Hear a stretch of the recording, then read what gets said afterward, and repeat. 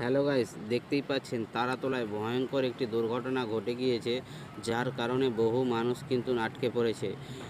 নির্মাণ ছাদে যে গোডাউনের ছাদ রয়েছে, গোডাউনের ছাদ আচমকায় হুড়মুড়িয়ে ভেঙে পড়ার ফলে অনেক মানুষ কিন্তু ভিতরে আটকে যায় এবং অনেক মানুষ কিন্তু মৃত এবং আহত হয়ে বহুত অনেক মানুষ হয়েছে।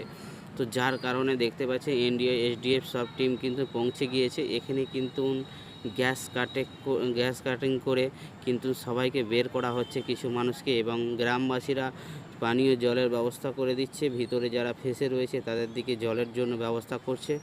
এবং দেখতেই পাচ্ছেন এরকম তারাতলায় আটকে পড়া অনেককেই উদ্ধার করা হয়েছে, অনেকে উদ্ধার করেছে। এখানে দেখতে পাচ্ছেন বহু মানুষ কিন্তু এখানে জমা হয়েছে।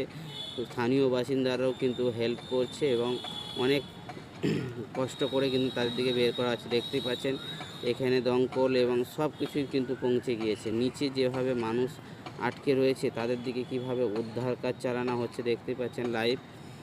দেখুন ইহাপে যে কোম্পানির আটকে পড়াদের কান্নার চিৎকার কিন্তু ভিতর থেকে আসছে, এবং মানুষ কিভাবে তাদের দিকে গ্যাস কাটিং দিয়ে, দেখুন এখানে রুদ্রনীল খাওয়া পৌঁছে গিয়ে